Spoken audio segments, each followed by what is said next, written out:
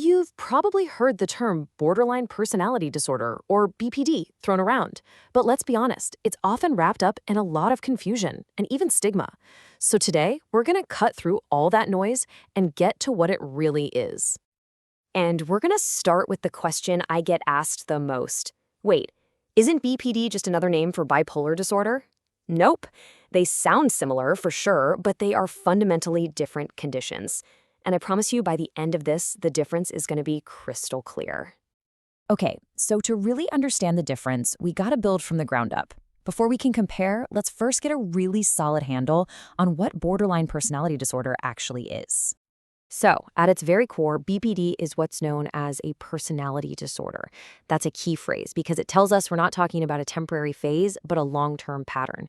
The two words you really want to lock onto in this definition are instability and impulsivity. You're going to see them pop up again and again in emotions, in relationships, and even in how a person sees themselves.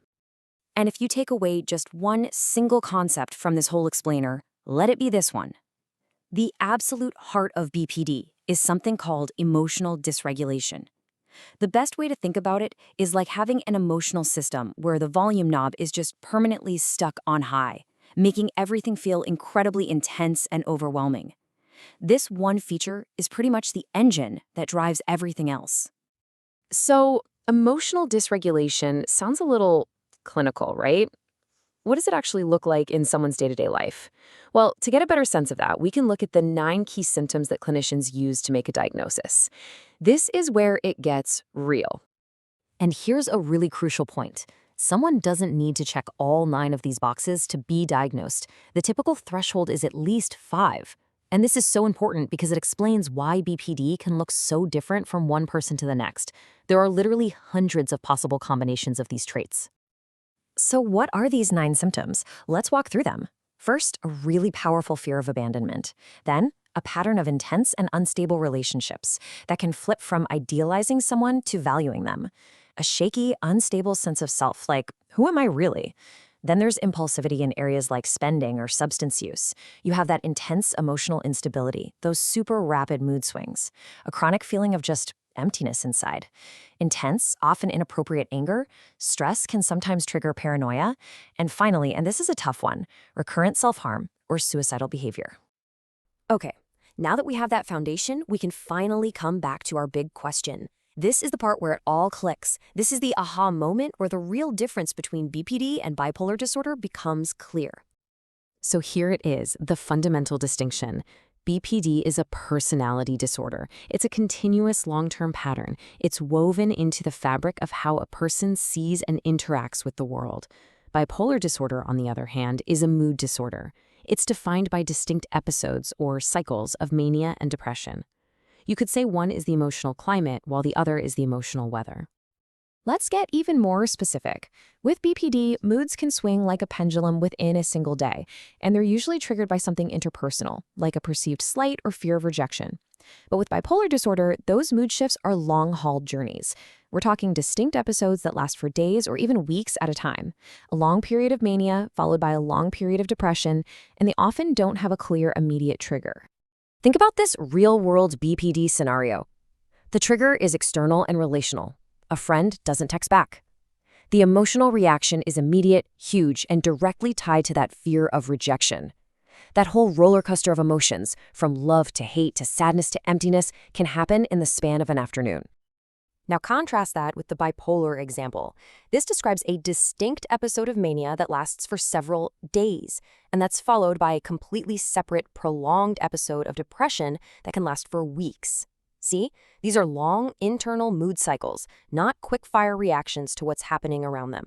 That is the key difference.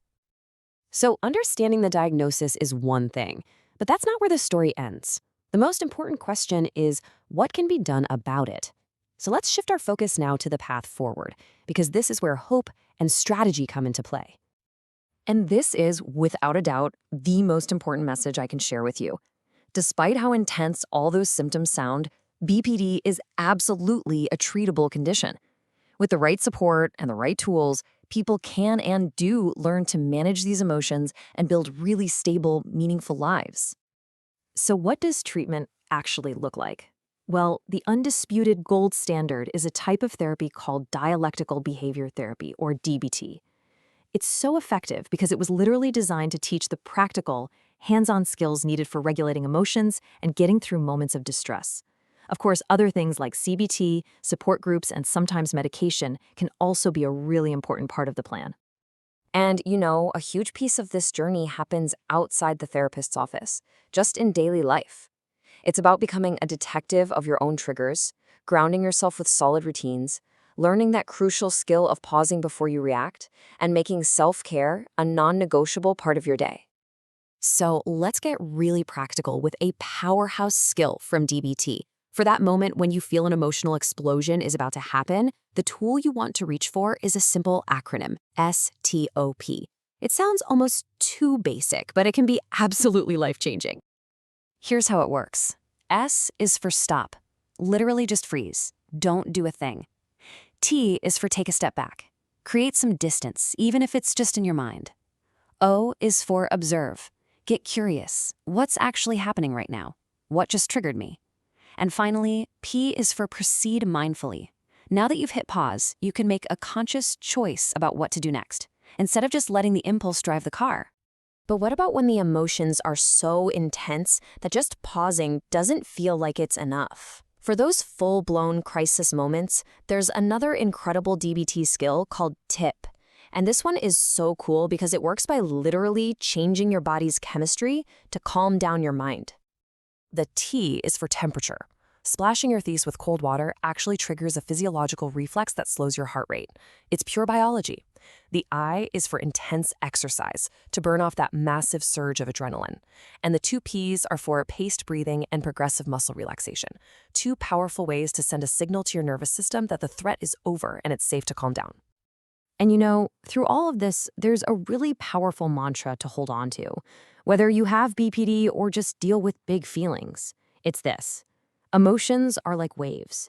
They build up, they crash onto the shore, but they always, always recede. No feeling lasts forever. And that brings us to our final thought for you to take with you. Whether it's trying one of these skills, just noticing a trigger, or even just letting yourself feel something without immediately acting on it, what's one small step you can take today to better understand and navigate your own emotional waves?